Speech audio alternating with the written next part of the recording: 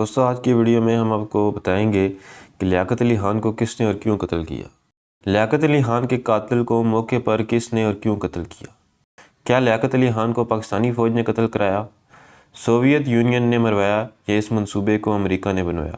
عدالتی کمیشن نے اس کا الزام کس پر لگایا اور مختلف اخبارات نے کیا خبریں شائع کی؟ ایسے ہی حقائق آپ کے سامنے رکھیں گے جس کی بنیاد پر آپ ویڈیو کے آخر میں ہمیں اپنی رائے ضرور دیجیے گا۔ چلتے ہیں ویڈیو کی طرف۔ نواب زادہ لیاقت علی خان ٹھیک 4 بجے شام راولپنڈی کے کمپنی باغ پہنچ گئے، جہاں درجنوں ہزار مداح وزیراعظم کی تقریر سننے کے لیے جمع تھے۔ سٹیج خاص طور پر لیاقت علی خان کی خواہش پر بنایا گیا تھا، جس میں ان کے لیے قالین سے سجے اونچے پلیٹ فارم پر واحد کرسی رکھی گئی تھی۔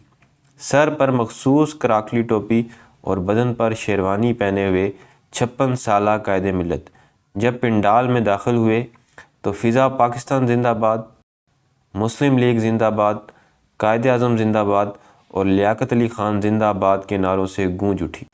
لیاقت علی خان کو جب پھولوں کے ہار پہنائے گئے تو چند پتیاں ان کی کراکلی ٹوپی پر اٹک گئیں۔ وزیراعظم کے پولیٹیکل سیکرٹری نواب صدیق علی خان آگے بڑھے اور پتیاں ہٹا دیں۔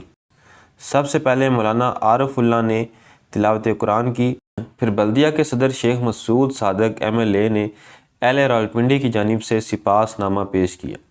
اس کے بعد لیاقت علی خان اپنی کرسی سے اٹھ کھڑے ہوئے اور عظمت و وقار و سنجیدگی، عظمت اور تفکر کا پیکر بنے مائکروفون کے سٹینڈ کی طرف بڑھے۔ لوگوں نے ایک بار پھر نعرے لگائے۔ لیاقت علی خان مائک کے سامنے پہنچے اور لوگوں کے بڑے مجمع پر ایک نظر دوڑا کر تقریر کا آغاز کیا۔ ریڈیو پاکستان کی آرکائیوز میں اس تقریر کی ریکارڈنگ موجود ہے۔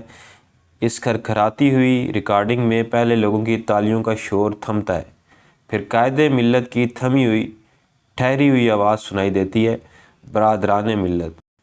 اس کے بعد ٹھائیں ٹھائیں کی 2 پے در پے آوازیں، پھر لوگوں کا شور، پھر 7 سیکنڈ بعد ایک اور ٹھائیں، پھر جیسے کسی کے گرنے اور مائک کے ساتھ ٹکرانے کی آواز آتی ہے، پھر ساری آوازیں ہجوم کے شور شرابے اور ہڑبونگ کے نیچے کچل کر رہ جاتی ہیں۔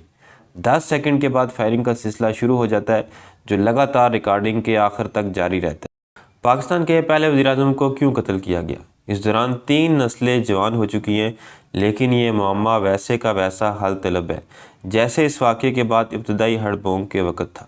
البتہ اس سوال کے جواب میں کوئی شک نہیں کہ یہ قتل کس نے کیا۔ سید اکبر خان۔ لیاقت علی خان کو قریب ہی واقع کمبائنڈ ملٹری ہسپتال پہنچایا گیا، لیکن وہ 50 منٹ بعد قائد ملت سے شہید ملت ہو گئے۔ پہلے تو انسپکٹر شاہ محمد نے پولیس سپرنٹنڈنٹ خان نجف خان کے حکم پر اکبر خان پر قریب سے 5 گولیاں چلائیں۔ پھر مشتعل ہجوم ان پر چڑھ پڑا اور لاتیں، گھونسے، برچھیاں اور گملے مار کر انہیں ہلاک کر دیا۔ کچھ دیر بعد ایسوسی ایٹ پریس آف پاکستان نے میڈیا کو بیان جاری کیا کہ قاتل کا تعلق خاکسار تحریک سے تھا، تاہم بعد میں یہ بیان واپس لے لیا گیا، لیکن اس کے باوجود ملک بھر میں خاکسار تحریک کے کارکنوں کی پکڑ دکڑ شروع ہو گئی۔ چند گھنٹے بعد حکومت نے تصدیق کی کہ قاتل کا تعلق افغانستان کے صوبے خوست کے زادران قبیلے سے تھا اور اس کا نام سید اکبر خان تھا۔ آنے والے دنوں میں اکبر خان کے بارے میں تفصیلات سامنے آنے لگی۔ وہ افغانستان کے بادشاہ امان اللہ خان کی فوج میں بریگیڈیئر تھے، لیکن جب افغانستان میں خانہ جنگی کے نتیجے میں امان اللہ کو ملک سے فرار ہونا پڑا اور اقتدار ظاہر شاہ کے پاس آ گیا تو 1947 میں آزادی ہند سے 7 ماہ قبل اکبر خان بھی ملک چھوڑ کر ہندوستان آ گئے، جہاں انگریزوں نے انہیں سیاسی پناہ دے دی اور وہ اپنے خاندان کے ہمراہ ایبٹ آباد میں مقیم ہو گئے۔ اکبر خان کو انگریز حکومت کی طرف سے گزر بسر کے لیے وظیفہ ملتا تھا۔ جب پاکستان بنا تب بھی وظیفہ جاری رکھا۔ ان کے بارے میں کہا جاتا ہے کہ وہ اقبال اور مولانا رومی کے بڑے مداح تھے اور ان کا نشانہ بے خطا تھا۔ یہی وجہ ہے کہ ان کی چلائی ہوئی پہلی گولی لیاقت علی خان کے دل کے پار ہو گئی۔ تاریخ اپنے آپ کو دہراتی ہے۔ اکبر خان کے محرکات کیا تھے؟ یہ کام انہوں نے تنہا کیا یا وہ کسی بڑی سازش کا حصہ تھے؟ بجائے اس کے کہ قاتل کو پکڑ کر اس سے تفتیش کی جاتی، اسے فوراً ہی کیوں ہلاک کر دیا گیا، اور وہ بھی خود پولیس کی جانب سے؟ کیا اکبر خان کو اس لیے قتل کیا گیا کہ اس کے آقاؤں تک پہنچنے کا ثبوت مٹا دیا جائے؟ کیا اسے محض اتفاق کہا جا سکتا ہے کہ پاکستان کے پہلے وزیراعظم کے قتل کے 56 برس بعد اسی لیاقت باغ میں پاکستان کی پہلی خاتون وزیر اعظم کو قتل کر دیا جاتا ہے۔ بجائے اس کے کہ تفتیشی ٹیمیں تمام علاقے کے انچ انچ کا جائزہ لیتی، اس واقعے کے 2 گھنٹوں کے اندر اندر جائے وقوع کو پانی کے موٹے پائپ لگا کر دھو دیا جاتا ہے۔ انفرادی فعل یا گہری سازش۔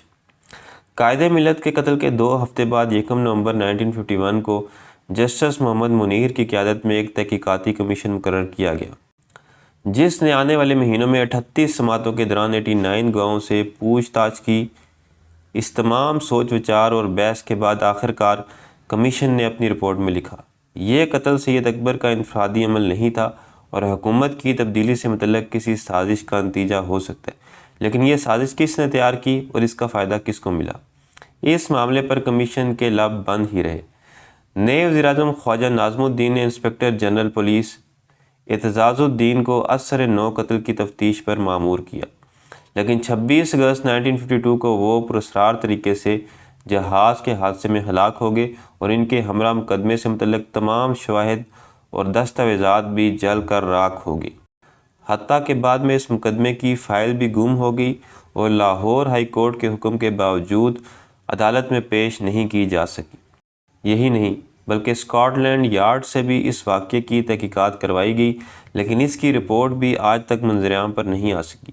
البتہ بعد میں آنے والے برسوں میں مختلف سمتوں میں انگلیاں اٹھتی رہیں۔ ان میں سے چند نظریات یہ ہیں۔ اس وقت کے وزیر خزانہ غلام محمد، وزیر کشمیر مشتاق احمد گورمانی اور سیکرٹری دفاع اسکندر مرزا نے یہ سازش تیار کی تھی، کیونکہ لیاقت علی خان ان سے خوش نہیں تھے اور انہیں برطرف کرنا چاہتے تھے۔ لیاقت علی خان نے چند ماہ قبل ہی بھارت کو موقع دکھایا تھا اور وہ کشمیر پر حملہ کرنا چاہتے تھے، اس لیے بھارت نے انہیں راستے سے ہٹا کر پاکستان میں انتشار پیدا کر دیا۔ اس وقت ملک میں افغانستان کی پشت پناہی سے پشتونستان کی تحریک چل رہی تھی، اس لیے افغانستان نے یہ کام کیا۔ اور ویسے بھی اکبر خان افغانی تھے، سوویت یونین کا کیا درا ہے، کیونکہ لیاقت علی خان نے 2 سال قبل روس کا دورہ کرنے کے بجائے امریکہ جانے کو ترجیح دی اور یوں پاکستان کو امریکہ کی جولی میں ڈال دیا۔ لیاقت علی خان کو امریکی صدر ہیری ٹرومین نے قتل کروایا، کیونکہ امریکہ نے پاکستان سے مطالبہ کیا کہ وہ ایران کو راضی کرے کہ وہ اپنے تیل کے ذرائع کا کنٹرول امریکہ کو منتقل کر دے، لیکن لیاقت علی خان نے انکار کر دیا، بلکہ الٹا امریکہ کو پاکستان میں موجود فوجی اڈے خالی کرنے کا حکم دے دیا۔ بالآخر امریکہ نے اعتراف جرم کر ہی لیا۔ یہ دعویٰ کیا گیا کہ امریکی CIA نے ایسی دستاویزات افشا کی ہیں جن میں اعتراف کیا گیا ہے کہ لیاقت علی خان کو امریکہ نے قتل کروایا تھا۔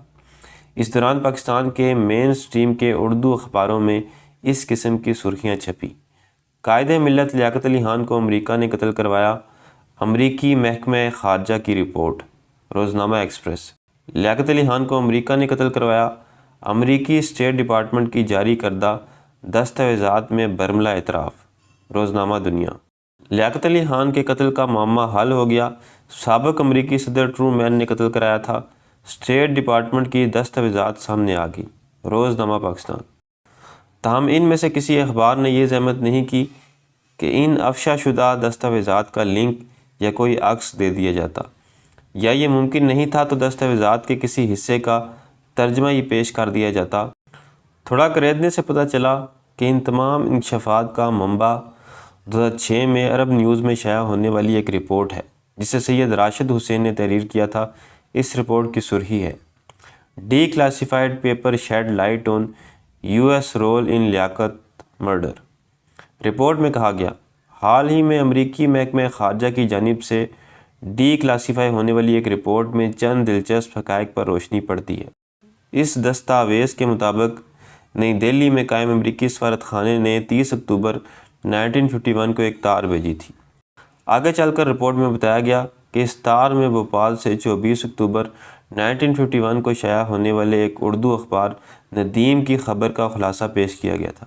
اس اخبار نے سوال اٹھایا تھا، کیا لیاقت علی خان کا قتل غیر امریکی سازش کا نتیجہ ہے؟ یہ افشا شدہ دستاویزات انٹرنیٹ پر کہیں بھی موجود نہیں ہیں اور نہ ہی امریکی محکمہ خارجہ کی آرکائیو میں اس کا اتا پتہ ملتا ہے۔ لیکن اگر ایسا ہو بھی، تب بھی سوال یہ ہے کہ اسے امریکہ کا اعتراف کہنا کس حد تک بجا ہے، کیونکہ اس میں صرف ایک اخبار کی خبر کا خلاصہ وزارت خارجہ کو بھیجا گیا ہے اور دنیا بھر کے سفارت خانوں کا معمول ہوتا ہے کہ وہ اپنے ملک سے متعلق خبریں اور خاص طور پر منفی خبروں کی رپورٹیں اپنے ملک کو بھیجتے رہتے ہیں۔ اس کو اعتراف جرم کیسے قرار دیا جا سکتا ہے؟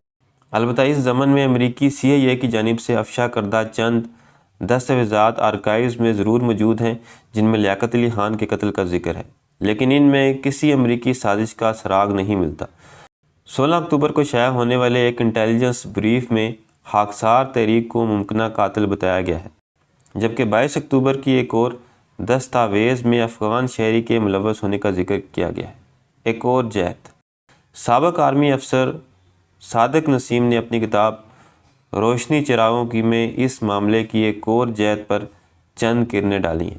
وہ لکھتے ہیں، لیاقت علی خان افغانستان کی جانب سے پشتونستان کے معاملے کو ہوا دینے پر بہت فکر مند تھے۔